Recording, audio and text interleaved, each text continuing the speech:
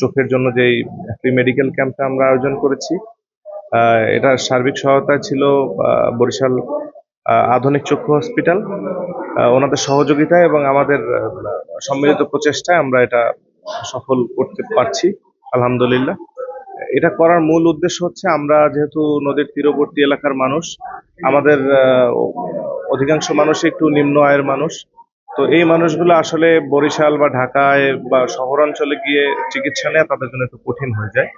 তো যার কারণে আসলে আমাদের এই চিন্তা যে আসলে যদি আমরা তাদের কাছে এই চিকিৎসা সেবাটা পৌঁছে দিতে পারি, তাহলে এই মানুষের দুর্ভোগ কিছুটা হলেও লাঘব হবে। সেই চিন্তা থেকেই মূলত আমরা এই মেডিকেল ক্যাম্পটার আয়োজন করেছি। এখানে অধিকাংশ মানুষ জেলে, শ্রমিক, কৃষক, খেটে খাওয়া মানুষ। এখানে আসলে এই এলাকার মানুষজন চিকিৎসা সেবা নিতে হলে অনেক দূরে যেতে হয়, টাকা পয়সা আর্থিক সমস্যা আছে। তারই পরিপ্রেক্ষিতে স্থানীয় তরুণ সমাজসেবক রাফা এখানে একটি ফ্রি বিনামূল্যে চক্ষু মেডিকেল ক্যাম্পের আয়োজন করেছে। বিনামূল্যে চিকিৎসা, আমার চোখের সমস্যা, আমি চোখে কম দেখি, চোখে দিয়ে পানি পড়ে, এই জন্য আমি এই জায়গায় দেখাতে আসছি।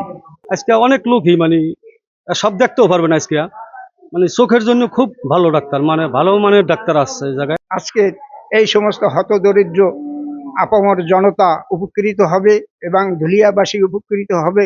ধুলিয়ার যারা চিকিৎসা বঞ্চিত ছিল তারা আজকের উপকৃত হবে। রাফা এইখানে আমাদের চোখে দেখার জন্য বিনামূল্যে ওষুধ দেওয়ার জন্য, চোখের চিকিৎসা করার জন্য, তাই আমরা দেখাতে আসছি। মানুষের সেবা করার জন্য, যে গরিব দুঃখী আমাদের, এটা হচ্ছে জেলে এলাকাটা, হচ্ছে জেলের অবস্থা।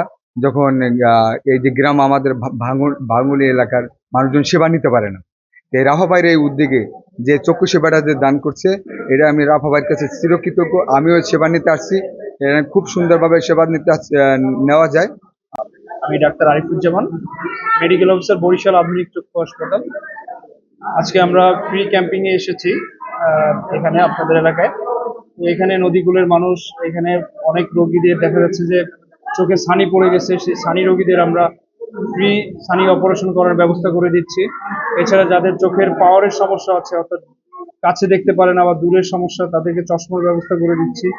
এছাড়া অনেক রোগী যারা আছে তাদেরও দেখা যাচ্ছে যে চোখের মাংস বৃদ্ধি পাচ্ছে, অর্থাৎ একটা পর্দা চোখের মণিকে ঢেকে দিচ্ছে, তো সেটার জন্য অপারেশনের পরামর্শ দিচ্ছি, ওষুধ দিচ্ছি।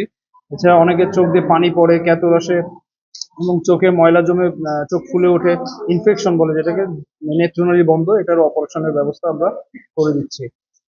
এছাড়া অন্যান্য যদি কারো সমস্যা থেকে থাকে চোখের, সার্বিক চিকিৎসার ব্যবস্থা যতদূর সম্ভব আমাদের পক্ষে দেওয়া আমি দিচ্ছি এখান থেকে।